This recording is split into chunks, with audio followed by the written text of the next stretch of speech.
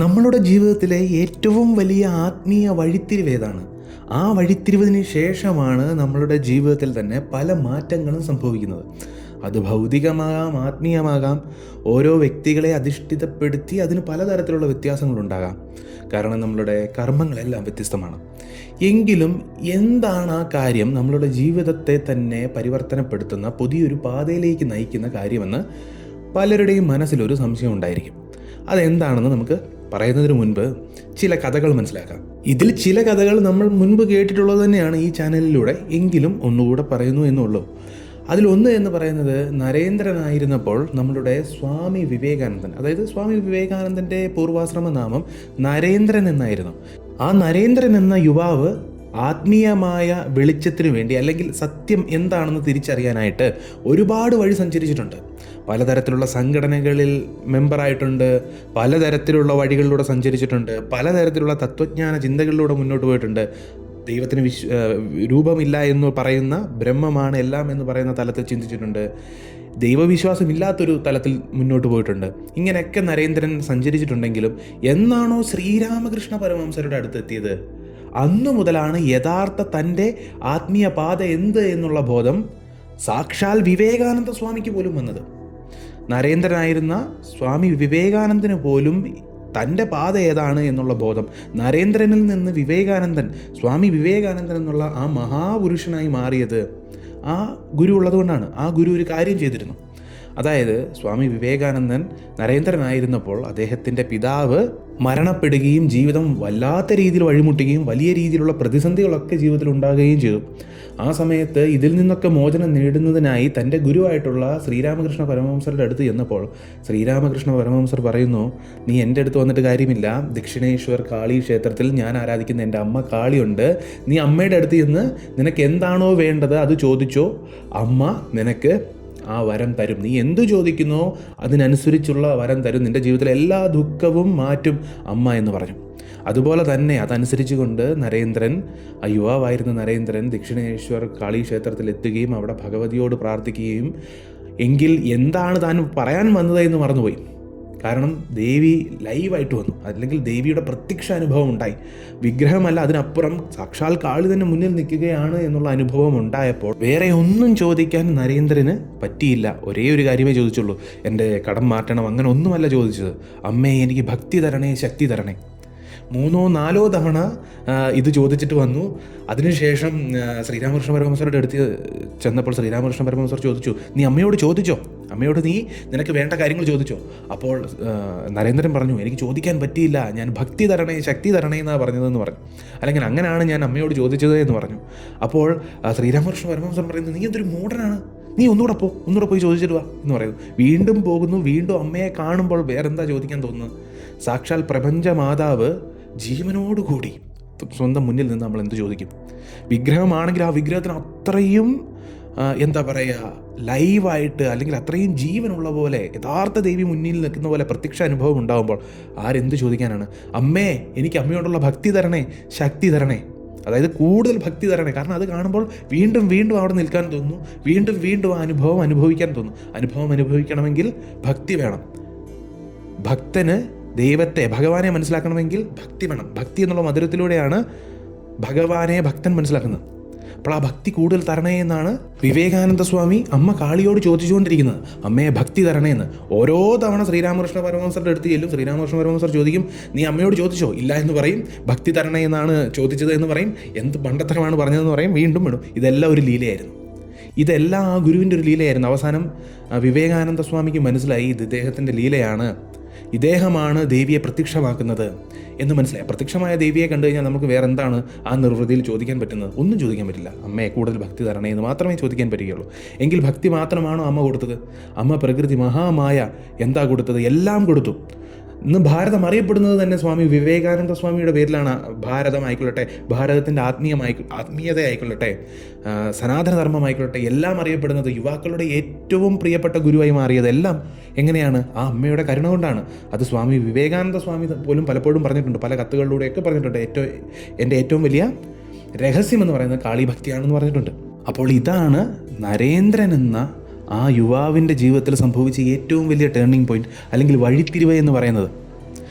ശ്രീരാമകൃഷ്ണ പരമഹംസർ എന്ന ഗുരുവിനെ കിട്ടി, സ്വന്തം ഉപാസനാമൂർത്തി അല്ലെങ്കിൽ സ്വന്തം ദേവിയായിട്ടുള്ള അമ്മയായിട്ടുള്ള ആ അമ്മയെ കിട്ടി, പ്രപഞ്ചമാതാവിനെ കിട്ടി.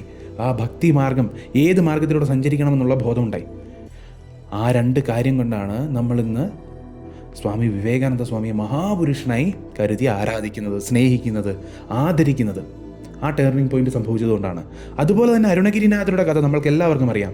തന്നെ കൊണ്ട് താൻ തന്നെ പൊറുതിമുട്ടി, സ്വന്തം ജീവിതത്തിൽ താൻ തന്നെ അപമാനിച്ച്, ഞാൻ എന്തൊരു മോശം അവസ്ഥയിലൂടെയാണ് കടന്നു പോകുന്നത്, ഞാൻ എന്താണ് ഇങ്ങനെ, ഞാൻ എത്ര മോശം മനുഷ്യനാണ് എന്ന് ചിന്തിച്ച് ഗോപുരത്തിന് മുകളിൽ നിന്ന്, തിരുവണ്ണാമല ക്ഷേത്രത്തിൻ്റെ ഗോപുരത്തിന് മുകളിൽ നിന്ന് താഴേക്ക് ചാടാൻ ശ്രമിക്കുമ്പോൾ അത്രയും കാലം മുരുക എന്നുള്ളൊരു നാമം പോലും ഉച്ചരിക്കാതെ, മുരുകനെ ഒന്ന് സ്മരിക്കുക പോലും ചെയ്യാതെ അരുണഗിരിനാഥർ ആദ്യമായിട്ട് ആ ഗോപുരത്തിന് മുകളിൽ നിന്ന് ചാടുമ്പോൾ അറിയാതെ ഭയം കൊണ്ട് മുരുക എന്ന് ജപിക്കുന്നു. ആ ഒരു ജപത്തിലൂടെ പ്രത്യക്ഷമായ ഭഗവാൻ രണ്ട് കൈകളിൽ തന്നെ ഏന്തിക്കൊണ്ട്, അതായത് അരുണഗിരിനാഥരെ ഏന്തിക്കൊണ്ട് ഒരു കാര്യം ഉപദേശമായി കൊടുക്കുന്നു. സൊല്ലറേ സുമ്മാര്, നീ മിണ്ടാതിരിക്കാൻ പറയുന്നു.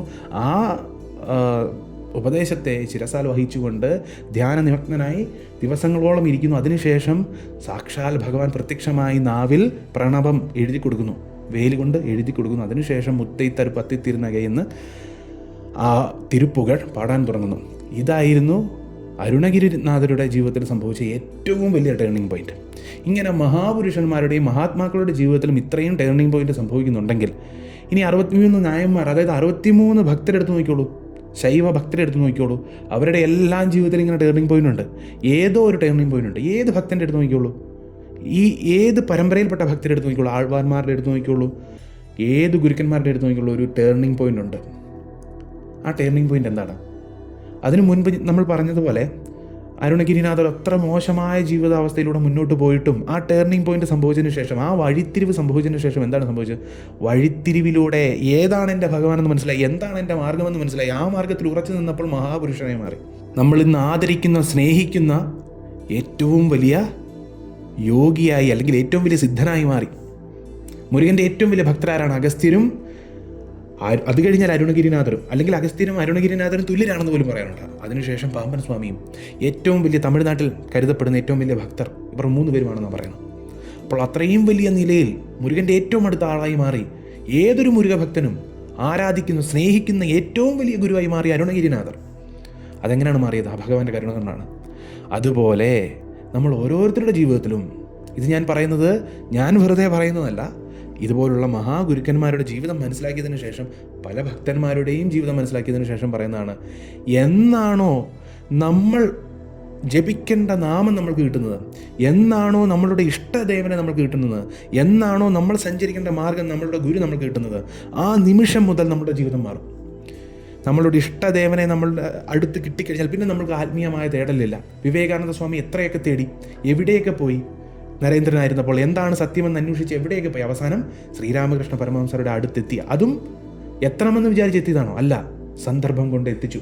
അതുപോലെ നമ്മളെയും എത്തിക്കും. നമ്മളെയും ഒരു ദിവസം ഏതാണോ നമ്മളുടെ മാർഗം, ആ മാർഗത്തിലേക്ക്, ആ ഗുരുവിലേക്ക് നമ്മളെയും കൊണ്ട് എത്തിക്കും.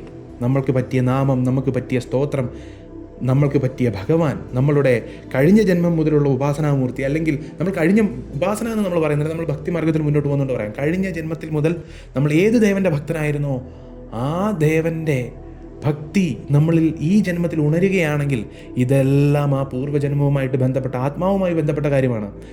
നമ്മൾ മനസ്സിലാക്കണം, ശ്രീരാമകൃഷ്ണ പരമഹംസർ ഒരിക്കലും വിവേകാനന്ദ സ്വാമിക്ക് മുരുകനെയോ അല്ലെങ്കിൽ അരുണഗിരിനാഥർക്ക് കാളീദേവിയോ അല്ല വന്നത്. വിവേകാനന്ദ സ്വാമിക്ക് കാളീദേവിയും അരുണഗിരിനാഥർക്ക് മുരുകനുമാണ് വന്നത്. അതുപോലെ സുന്ദരമൂർത്തി നായനാർക്ക് മുരുകനോ വിഷ്ണുവോ അല്ല വന്നത് ആരാണ്?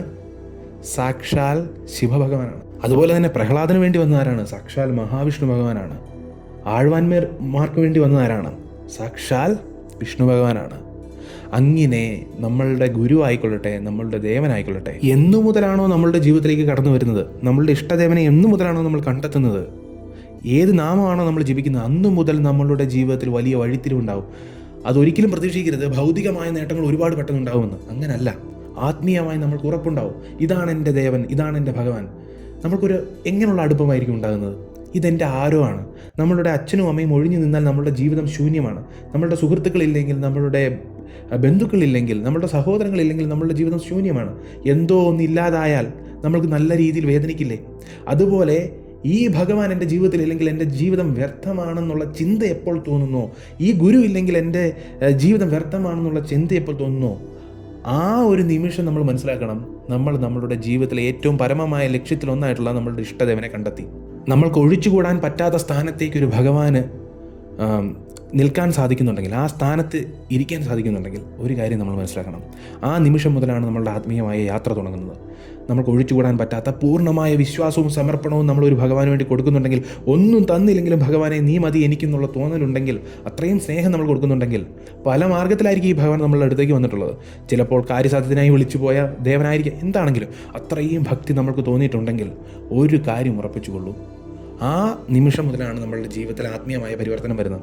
അപ്പോൾ എങ്ങനെയാണ് പിന്നീടുള്ള കാര്യമെന്ന് ചോദിച്ചാൽ, പിന്നെ നമ്മൾ ഈ സമുദ്രമന്ത്രം എന്ന് പറയുന്ന പോലെ നമ്മളുടെ ഉള്ളിലുള്ള സമുദ്രമന്ത്രം നടത്തുകയാണ്. അതിൽ ആദ്യം വരുന്ന എന്താണ്? വിഷമാണ്. നമ്മൾ തന്നെ ചെയ്ത മോശം പ്രവൃത്തി, നമ്മളുടെ പ്രാരാബ്ധ കർമ്മം തന്നെ പരീക്ഷണ രൂപത്തിൽ ആ ഭഗവാൻ നമുക്ക് തരും, വിഷമായി തരും. ഇതിൻ്റെ അർത്ഥം നമ്മൾ മനസ്സിലാക്കേണ്ടതുണ്ട്. ആ ഭഗവാൻ വെറുതെ ഇല്ലാത്തൊരു പരീക്ഷണം നമ്മൾക്ക് വേണ്ടി നിർമ്മിച്ചു തരികയല്ല. ഇതാ നീ ഈ പരീക്ഷണം അങ്ങ് അനുഭവിച്ചോളാൻ പറഞ്ഞു തരികയല്ല. അങ്ങനെയാണെങ്കിൽ എല്ലാവർക്കും ഒരേ ദേവൻ ഒരേ രീതിയിലുള്ള പരീക്ഷണമല്ലേ കൊടുക്കേണ്ടത്? ഇത് അങ്ങനല്ല, പലർക്കും വ്യത്യസ്തമാണ്. കാരണം എന്താണ്? നമ്മൾ കഴിഞ്ഞ ജന്മത്തിൽ ചെയ്തിട്ടുള്ള പാപങ്ങളൊന്നും നമ്മൾക്കറിയില്ല, പക്ഷെ ഭഗവാൻ അറിയാം.